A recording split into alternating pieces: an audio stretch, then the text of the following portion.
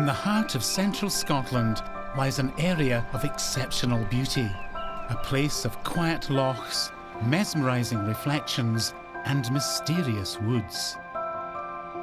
This is an enchanted land. It's hard to believe out here, but I'm just an hour's drive north of Scotland's biggest bustling city, and there's not a soul to be seen in a stunningly beautiful landscape that's cast a romantic spell over visitors for centuries. Lochs are Scotland's gift to the world. It's reckoned that there are more than 31,000 of them. They come in all shapes and sizes: long fjord-like sea lochs, great freshwater lochs of the Central Highlands, and the innumerable lochans that stud the open moors or nestle beneath high summits in dark mountain corries. In this series, I'm on a loch-hopping journey across Scotland, discovering how lochs have shaped the character of the people who live close to their shores. For this grand tour, I'm heading to a place where water and lochs have an almost magical quality.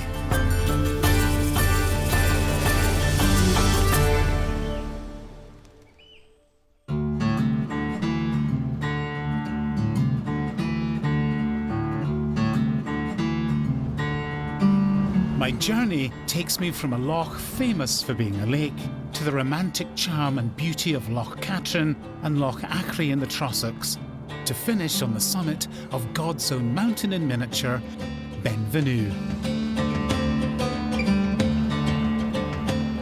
This is the Lake of Menteith and is famously known as the only lake in Scotland. But how did this loch become known as a lake? Now, the story goes that a 16th century Dutch mapmaker was enchanted and delighted by this beautiful body of water, but he didn't know its name. And when he asked local people, they thought he was referring to the whole area round about, which is known in the dialect as the Lake of Menteith, meaning a low place, a boggy place. Now, the mapmaker misheard and thought they had just called this loch a lake, and the name has stuck ever since.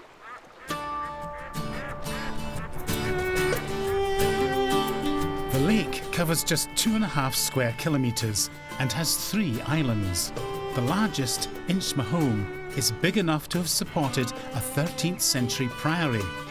In spring and summer, a ferry carries passengers to the island. Aha, are you the ferryman? I am indeed. Simon Lennox ferries me over. He knows the lake and its history well. We're heading to Inchmahome, is that right? That's right, yeah. So that's Inchmahome, obviously island. So it's Island of Malcolm or Island of Culm if you go further back into the kind of into the Gaelic on that. So it's Malky's Isle then? Malky's Island, basically, if you want to drop into the vernacular on that one. And who was Malky? Malky was a Christian missionary back in the Dark Ages who came out to spread the word of Christianity. And who would have been out there? Would there have been monks out there? There was canons out there. One of the reasons that people ask why is that priory is because it was run by a prior, but also there was canons there rather than monks, and canons actually had a pastoral duty. So rather than just being completely secluded and isolated on the island, they went out to the community effectively and kind of spread the good word, ministered to the locals, all that kind of stuff.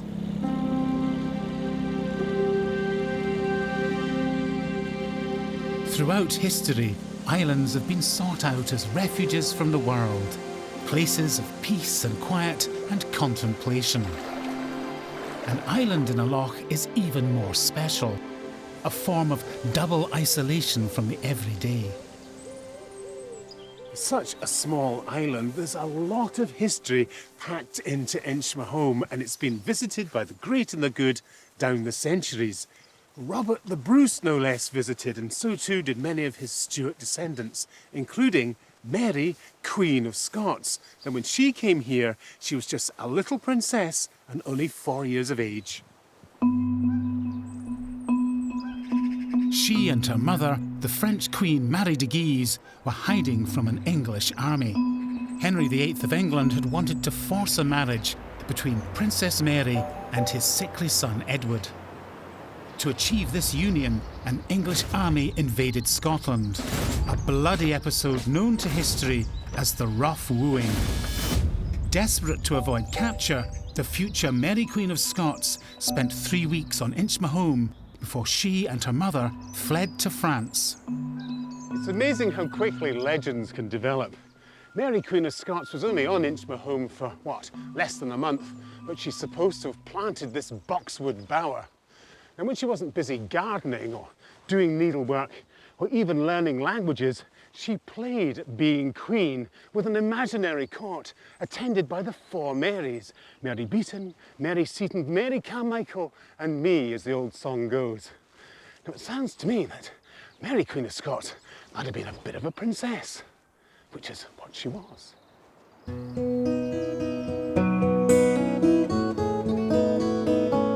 It's highly unlikely that even the gifted child queen planted the boxwood, but I'm told it's very old. Old enough indeed to have been around when the future Queen of Scots hid on this sequestered isle. Leaving Inchmahome, I head back to the shore to meet my new steed, which will get me to my next destination in classic style. Now, I've very kindly and rather generously been lent this 1957 Francis Barnett motorbike, which I have to say I'm approaching with some trepidation, partly because she's extremely old and valuable, and partly because I've only just passed my motorbike test.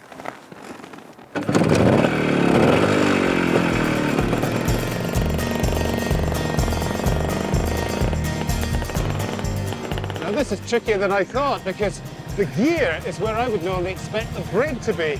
And that's because this is an old British bike, and everything's a wee bit back to front. Whoa, let's see, get the right gear. Thankfully, it doesn't take that long to adjust, and it's a rare pleasure to be rolling along in the spring sunshine. Heading west without mishap, I reach the village of Aberfoyle, which narrowly avoided being rebranded as Scotland's Fairyland. Some welcome sign that would have made. The reason for the rebranding proposal was to market the area's fairy connections, which begin and end in the old graveyard, just outside the village at Kirkton. By a strange twist of serendipity, fate, or whatever, the minister of Kirkton was a Kirk in his own right, being the Reverend Robert Kirk, author of the celebrated book A Secret Commonwealth of Elves, Fauns and Fairies, which he completed in the year of our Lord, 1691. And this grave marks the spot where his body lies. Or does it? The Reverend was a local man, steeped in the Gaelic folklore of the area. He claimed second sight, which gave him privileged access to the invisible world of the fairy folk. To get to know them better, he took to walking on the wooded slopes of a hill overlooking the village. Called Doon Hill, this is the gateway to fairyland. In his secret commonwealth, the Reverend Kirk wrote about the spiritual beings, the sieve of Celtic folklore that he'd encountered on the hill. He explained how they lived unseen amongst us and how many human beings have a spectral fairy double. There's a bit of a fairy in all of us, it seems.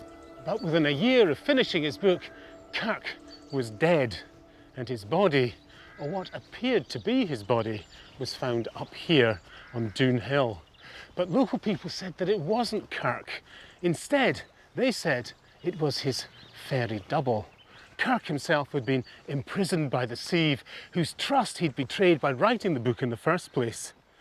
And some local people believe that Kirk's soul is still here, trapped beneath the roots of this ancient tree, the only pine in a forest of oaks, which is really rather strange.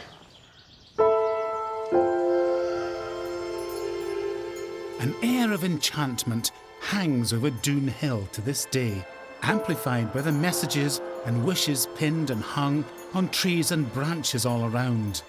It's an echo of an ancient Highland custom that the Reverend Kirk would have understood. But do people here still believe in fairies? Personally, I like to keep an open mind. Now, I'm not saying I believe in fairies, but I'm not saying I don't believe in fairies either. Just remember what happened to the poor Reverend Kirk, and be careful what you wish for. Fortunately, my disappearance is only momentary, and I continue my journey unharmed by my encounter with the fairy folk, following a path through ancient oak woods, which once provided cover for one of the most notorious outlaws in Scottish history, Rob Roy MacGregor. Rob Roy lived with other MacGregors in the area around Loch Arklet. From here he combined cattle raiding with his support for the Jacobite cause, which was dedicated to restoring the exiled Stuart monarchy to the British throne. But defeat in 1715 brought government reprisals. Troops burned houses and drove off livestock. Rob Roy fled, and the army built a garrison to crush future lawlessness. Now that's what I call a view and a half. But it's one that's changed a lot since the days of Rob Roy MacGregor. Now I've got an old map here from about 1700 which shows Loch Arklet as it was before it was dammed and the land flooded back in the 19th century. It's about half the size on this map as it is today. Now over there you can see some trees, the tops of some fir trees. Now that is a place called Loch Arklet, and it's where Rob Roy MacGregor married Helen Campbell before the place was burned to the ground by government troops stationed here at A, the garrison. Looking for evidence of those times, I make my way to the site of the garrison. Unrecognisable today, it's now a bed and breakfast, run by Kelly Bray and her husband. Nice to meet you. And you? So this is the garrison? Yeah, welcome to the garrison of Inversnaid. It doesn't look much like a garrison to me.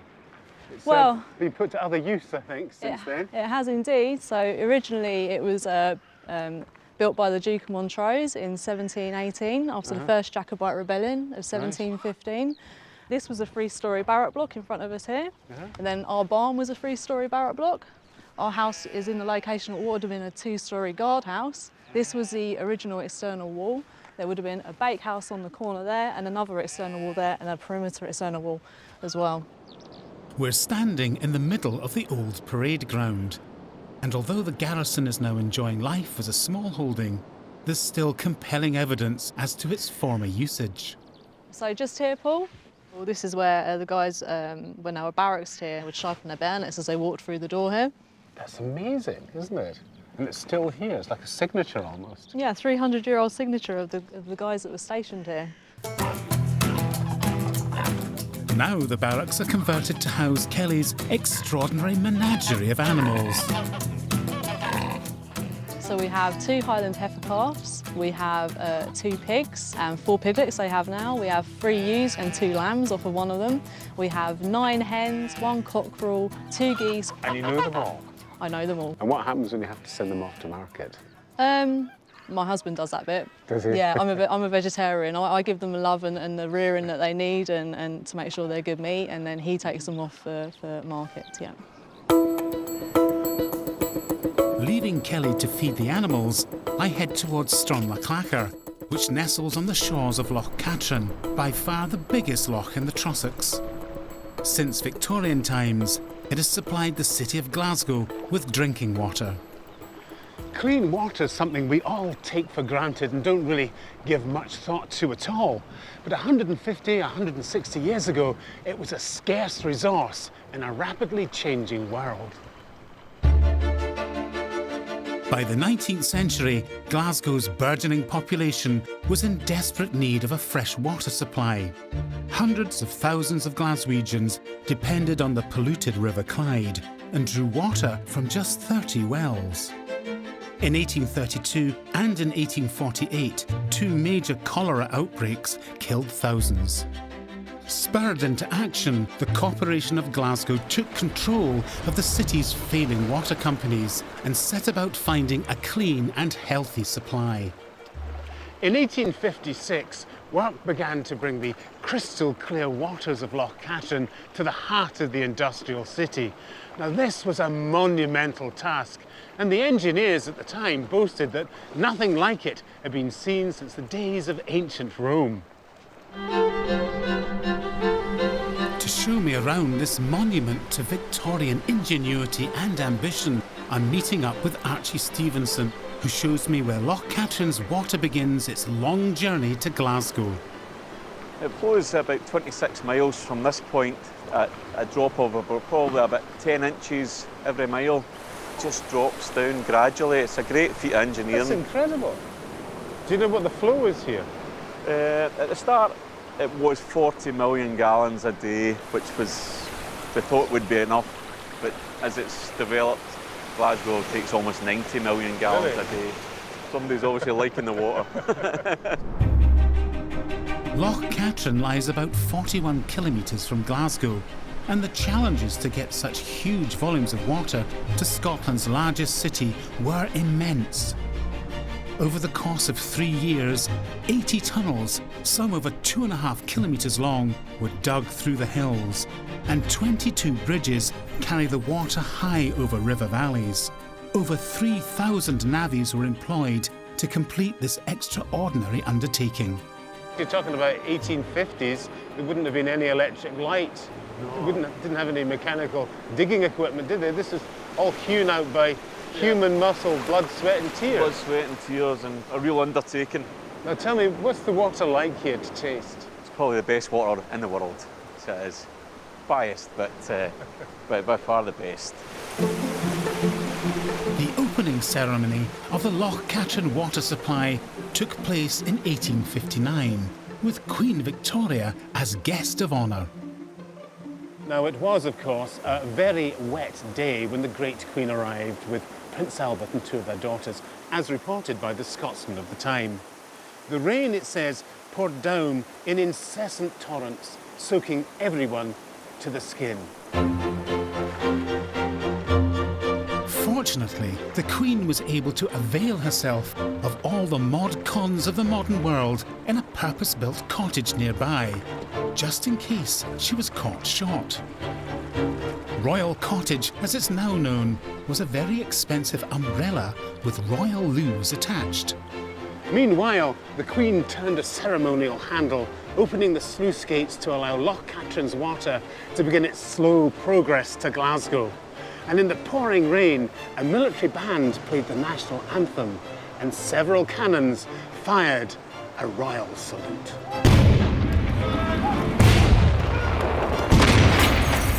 According to popular myth, the shockwaves produced by so much explosive going off shattered the windows of the Queen's cottage. When the time came for the Queen to leave, she was transported across the loch by a steamer, a stylish and noble tradition that continues to this day. This is the steamship Sir Walter Scott, named after the famous author who did so much to popularise this part of Scotland with his romantic novels and poems. Up on the bridge, I joined the captain, Debbie White. And why were you so keen to become a skipper of a steamship? I don't know. I really liked being out on the boats. It's so different, you know. It's not like, you know, being in an office or anything like that. And it was one of the other skippers actually had said to me, well, why don't you go for it? And I kind of laughed at him. And he's like, it was so funny. And I went, never really thought about it, so I just felt like a challenge. Yeah? Yeah. I've been here for 6 years. The surroundings are still amazing. There is a lot going on in your head though, because you're always constantly aware of what could go wrong, or, you know, the weather and things like that. So my head's very busy. Yeah. A lot to think about. Yeah, there's an awful lot to think about. And this is a really historic boat as well. Oh yeah, 118 years old. 118 years old? Yeah. Do you know where she was built? She was built in Dumbarton by William Derry Brothers. Right. Then she did her sea trials to Arran and back. Dismantled, put into sections, took her up the River Leven, across Loch Lomond Timbersnade. Then they got horse and carts to drag her to Stronachlaca. In bits? In pieces, yeah. Five sections. Really? Yeah, then they reassembled her and launched her in October of 1899, and she's been sailing here ever since. Can I possibly have a shot? Ah, of course you can. Really? Yeah. Fantastic. Being at the helm, such a historic boat. Debbie communicates with the engine room using the ship's telegraph, which signals everything from full steam ahead, dead slow, to stop. Leaving her at the wheel, I head off to find out what powers this little ship. Below deck, I squeeze in beside the ship's engineer, Derek Dunn. Standing beside an extraordinary piece of engineering. What is this machine? She is an 1899 Matthew and Paul triple expansion steam engine built in Dumbarton. And she's never really been touched very much. It's almost original. Mostly original. Mostly original. That's amazing, isn't it? And this is steam that's propelling us along. Hot water, boiling water. Yes. I think she is the only steam-propelled passenger-carrying vessel on fresh water in Scotland. Well, I can tell from the way you're talking about this engine, you're quite passionate about steam. Well, I was a ship's engineer and I started off life as on steam ships. And then coming here at the end of my working career, it's absolute pleasure to be on the vessel. It really is. I've been here about 3.5 years now, and every day is an experience. I suppose it's an honour to be associated with this engine and to give a couple of years of my life just to maintain her and make sure she continues to run. And hopefully when I go, somebody else will take on the mantle and run her properly. It's clear that Derek is a man in love with engineering, which is just as well, given the heat and noise of the engine room. But for me, it's time to take some fresh air and a turn on deck, where I admire the passing scenery and reflect on the man this little ship is named after, Sir Walter Scott, whose pen made the Loch world famous. Now, views like these inspired Sir Walter Scott to write his epic poem, The Lady of the Lake. And when it was published in 1810, it caused a sensation, selling over 25,000 copies in just 6 months. The lake of his poem was Loch Katrine, and the lady in question, Ellen Douglas, was caught in a web of love, intrigue and murder. The book triggered floods of visitors to see for themselves the scenes of the drama. Scott believed that wild nature was the guiding force of mankind, not reason or logic. Other famous romantics followed him, including the poets Wordsworth and Coleridge, and painters like John Knox, who transformed the landscape they saw into an idealised romantic world. About 50 years later, two like-minded friends and a young bride followed the romantic trail right here to the heart of the Trossachs. They were the pre-Raphaelite painter John Mealey, his friend the great Victorian art critic John Ruskin, and his young bride Effie Gray. Now, what happened when they holidayed here together at Brigid Turk near the shores of the magical and mysterious Loch Achray caused a scandal and a flood of speculation. Mealey joined Ruskin and his wife Effie on holiday because he'd been commissioned to paint Ruskin's portrait.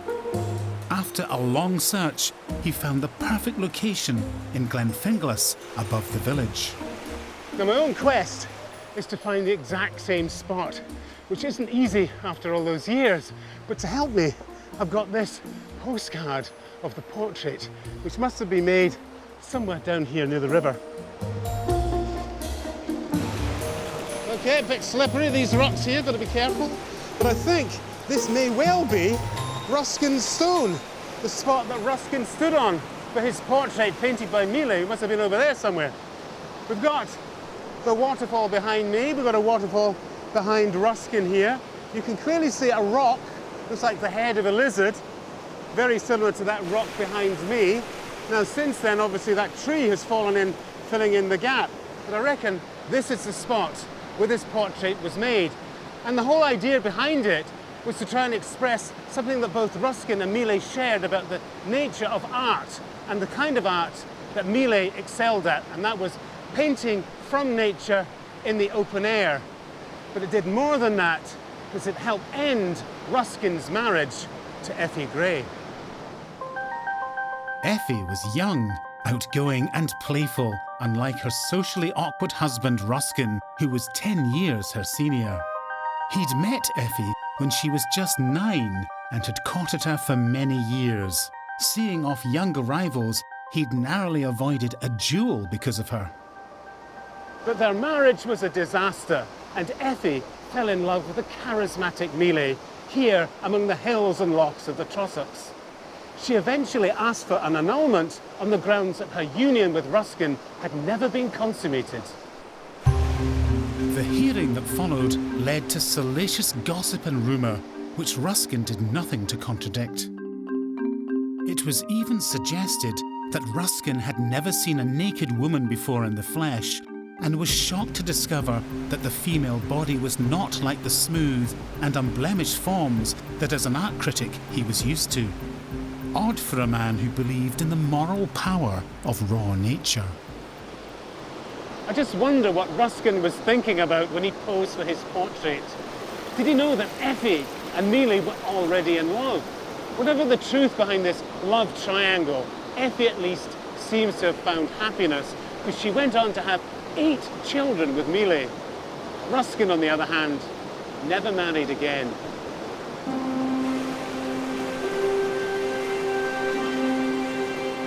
The enchanted landscape of loch and wooded hill had woven a spell over Ruskin and Millais. Love had blossomed and died beneath the shadow of one of the prettiest mountains in Scotland, which is my final destination in my grand tour from lake to loch. Benvenue is a highland mountain in miniature, rising in rugged grandeur above Loch Achray and Loch Katrine. Early guidebooks to the area waxed lyrical about Benvenue and quoted Scott's Lady of the Lake to make the point. Crags and knolls and mounds confusedly hurled, the fragments of an earlier world. Because of Scott's famous poem, Benvenue became one of the earliest and most popular peaks to be climbed for pleasure in Scotland. Since then, clothing and footwear might have changed a good deal, but the mountain in miniature hasn't got any lower, and it's still a stiff climb to reach the summit, where countless thousands have stood before. Whew, here we are, at last, at last, at last, the summit of Benvenue. Just kiss the cairn as you do. Now, this might not be a particularly mighty peak, but the views live up to all the expectations of Scott and the romantic artists that came after him. I mean, down there is Loch Arklet. Behind me is Loch Katrine, and down there is Loch Achray, which makes this the perfect place for me to end my grand tour from lake to loch.